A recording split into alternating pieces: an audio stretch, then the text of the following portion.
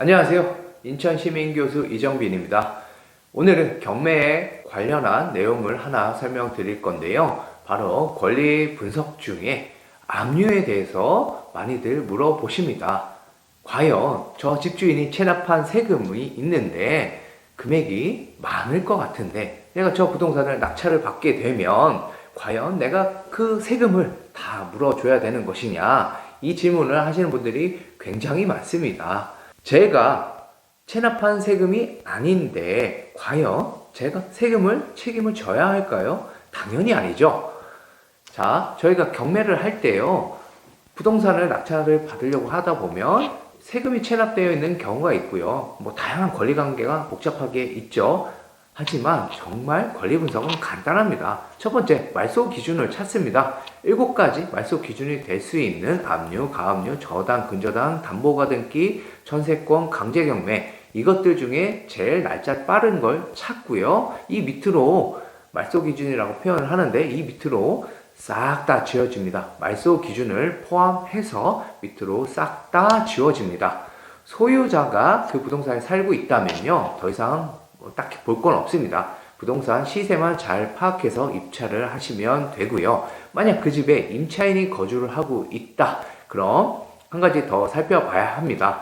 임차인이 대항력이 있냐 없냐를 구분하는 기준이 필요한데요. 바로 임차인의 전입일자입니다. 이 전입일자와 저희가 찾아놓은 말소 기준과 비교를 하는 겁니다. 만약 임차인이 빨리 전입을 했다면 이 임차인은 대항력이 있다고 얘기를 하고요. 만약 말소 기준보다 늦게 들어왔다, 그렇다면 대항력이 없다고 표현을 합니다. 그럼 소유자가 거주하고 있는 것처럼 시세만 잘 분석하면 되는 케이스가 있는데요. 바로 이 대항력이 없는 임차인이 있는 경우입니다. 대항력이 없는 임차인이 거주하는 경우와 소유자가 거주하고 있는 경우는 저희가 따로 볼 필요가 없습니다. 일단 밑으로 말소가 되기 때문에 시세만 잘 분석을 하시면 되고요. 그분들에게는 너무 안타까운 일이지만 입찰자의 입장에서는 추가로 배상을 해야 될 또는 보전을 해줘야 될 비용은 발생하지 않는다고 보시면 돼요. 그렇다면 왜 세금과 자꾸 혼동을 하고 질문을 하시냐? 바로 대항력 있는 임차인이 거주를 하고 있는 경우입니다. 대항력 있는 임차인이 거주를 하고 있다. 이 대항력이라고 하면요, 보증금이 1억일 수도 있고 2억일 수도 있는데 그 보증금을 다 받아야지만 나가는 임차인을 얘기하는 겁니다. 따라서 경매 절차에 따라서 이 임차인이 보증금을 다 받을 수도 있고 일부만 받을 수도 있죠. 그렇다면 내가 낙찰 받았는데 이 임차인이 보증금 중 일부만 받았다면 못 받은 보증금을 저희 낙찰자가 줘야 합니다. 따라서 권리 분석을 하는 이유가 되는 건데요. 자, 제가 수업 시간에 한 번씩 설명드리지만 유치하게 취업 이론이라고 합니다. 저희가 취업을 하기 위해서 회사 여러 군데에 서류 전형을 위해서 막 서류를 제출합니다. 그럼 서류 전형에 탈락을 한 경우 그 회사에 입사를 하기 위해서 면접 준비를 하지는 않죠. 서류 탈락하면 끝이잖아요. 자, 서류 전형에 통과했다고 연락이 오면 그때부터 치열하게 면접을 준비해야겠죠. 자, 이것과 비슷하다고 저는 생각을 합니다. 소유자가 거주를 하고 있거나 후순위 임차인, 대항력 없는 임차인이 있다면 대항력이 없기 때문에 저희가 낙찰 받으면 이분들은 매우 안타깝지만 다 법적으로는 나가셔야 해요. 그래서 따로 배당이 어떻게 되는지 살펴볼 필요가 없습니다. 하지만 이 대항력이 있는 임차인이 거주를 하는 경우에는 이 임차인이 배당을 얼마 받는지 알아야 합니다. 그래서 다 받으면 문제가 없고 일부 못 받으면 저희가 그 돈을 줘야 하기 때문에 입찰가에서 차감을 하고 입찰을 해야 하겠죠. 그리고 전액 못 받는 경우가 있고요. 아예 배당 요구 자체도 안 하는 경우가 있어요. 그런 경우 입찰가에서 보증금 전액을 차감을 해야 합니다. 그래야 저희가 손해를 보지 않겠죠. 그래서 대항력 있는 임차인이 있는 경우에만 그때만 배당표라는 걸 펼쳐놓고 이 임차인이 얼마를 배당을 받는지 계산을 해보는 거예요. 그게 권리 분석과 배당인 건데, 자, 왜 혼동을 하냐? 압류가 있으면요, 압류가 임차인보다 순서가 빠를 수 있어요. 세금이 먼저 돈을 가져갈 수 있습니다. 세금이 예를 들어서 낙찰가가 3억이고 미납된 세금이 5억이에요. 그리고 임차인의 보증금이 한 2억 정도 됩니다. 그런데 순서상 세금이 먼저 배당을 받는다고 가정을 하면 낙찰이 3억이죠. 그럼 세금이 먼저 3억을 다 가져갑니다. 그럼 세금도 다 못 받아가죠. 그럼 임차인은 세금보다 순서가 늦어요. 그럼 2억 보증금 전액 배당을 못 받게 되는 거죠. 그럼 저희가 이 임차인 못 받은 2억을 나중에 줘야 합니다. 그래서 입찰가에서 내가 입찰을 2억 5천에 할 거라면 2억 5천에 입찰을 하는 게 아니고 2억을 차감한 5천만 원만 입찰가를 써야 한다는 것이죠. 자, 보면 압류 때문에 임차인이 배당을 못 받았죠. 그죠? 그리고 저희가 이 못 받은 보증금은 나중에 줘야 하죠.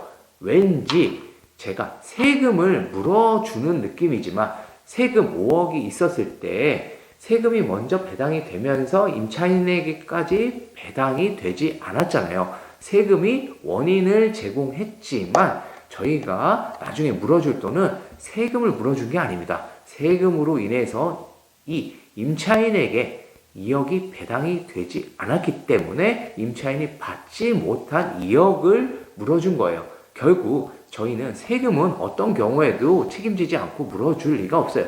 제가 체납한 게 아닌데 왜 제가 세금을 물어줍니까? 말도 안 되죠. 저희가 이 세금이 있는 경우 순서에 따라서 세금이 먼저 가져가면 임차인이 돈을 못 받아요. 그래서 임차인이 대항력이 있다면 대항력 있는 임차인은 보증금을 다 받을 때까지 안 나갈 수 있기 때문에 저희가 나중에 줘야 합니다. 그래서 임차인이 못 받은 보증금을 물어준 거지 이 세금을 물어준 게 아닙니다. 자, 그럼 말로만 해서 헷갈리실 수가 있어서 제가 배당표를 하나 띄워놓고 다시 한 번만 간략하게 설명을 드리겠습니다. 같이 보시죠.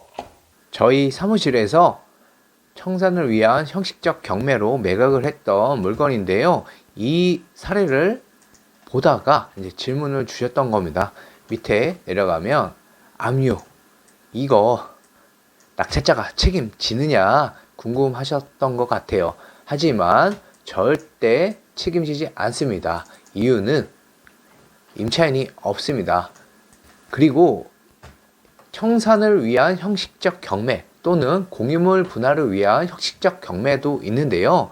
이 형식적 경매라는 것은 경매라는 건 채권자가 돈을 못 받아서 돈을 받기 위해서 신청하는 거죠. 형식적 경매는 말 그대로 형식적인 겁니다. 돈으로 바꾸려고 경매를 신청했다는 뜻이에요. 저희가 경매로 바꾸기 위해서 신청을 한 거고 임차인이 없는 상태에서 매각을 했고 말소 기준 근저당입니다. 밑으로 싸그리 다 소멸이 되고 아무런 문제가 없습니다. 또 다른 분들은 밑에 소유권이 이전된 거 이것도 이상이 없는 것이냐 많이 물어보시는데요. 제가 방금 말씀드린 대로 말소 기준 밑으로는 싹 다 지워진다고 보시면 됩니다. 말소 기준도 포함해서 지워지는 거고요. 임차인, 그 임차인도 대항력이 있는 임차인이 있을 때만 저희가 바로 이 배당 순위를 살펴보는 겁니다. 후순위 임차인이거나 소유자가 거주를 한다. 그럴 땐 이걸 볼 필요가 없고 시세만 잘 보면 되고요. 선순위, 대항력 있는 임차인이 거주를 하고 있다. 그럼 땐 배당 순위를 꼭 살펴보셔야 합니다. 왜냐? 대항력이 있다는 건 보증금을 다 받을 때까지 나가지 않는다는 거예요. 그리고 입찰가를 산정할 때 저희가 그 보증금을 줘야 하기 때문에 잘 체크를 해서 입찰가에서 반영을 해줘야 되기 때문입니다. 1번, 2번은 크게 의미가 없고요. 밑으로도 의미가 없습니다. 저희가 이 배당표를 보는 건 바로 임차인, 대항력 있는 임차인이 얼마를 받는지 못 받는지를 알기 위함이고요. 여기까지만 알아보시면 됩니다. 세금은 지금 4월 달부터 개정이 돼서 이제 임차인과 날짜를 따집니다. 자, 이해를 돕기 위해서 그냥 낙찰이 3억이고요. 세금이 만약에 5억이다. 그럼 세금 순서가 빠르다.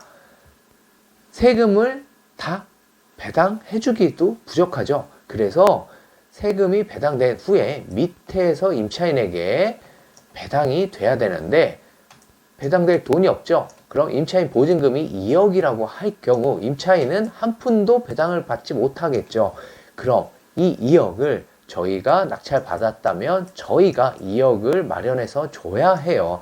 그래서 입찰가가 2억 5천이라고 가정을 하자면 이 2억을 빼고 입찰을 해야겠죠. 그래야 저희는 5천만 원에 낙찰됐고 나중에 임차인한테 2억을 줘야지 예상한 대로 2억 5천에 낙찰을 받는 것이죠. 선순위 대항력 있는 임차인일 때만 배당을 따지는 거고 저희가 소유자가 체납한 이 5억을 책임지진 않는다. 어떤 경우에도 체납한 세금을 책임지지 않는다. 저희가 뭔가 돈을 물어줘야 되는 건 바로 세금이 원인 제공은 했지만 임차인이 못 받은 2억을 책임지는 겁니다. 오늘은 여기까지 설명드리고요. 다음 시간에 다른 사례로 찾아뵙겠습니다. 시청해 주셔서 감사합니다.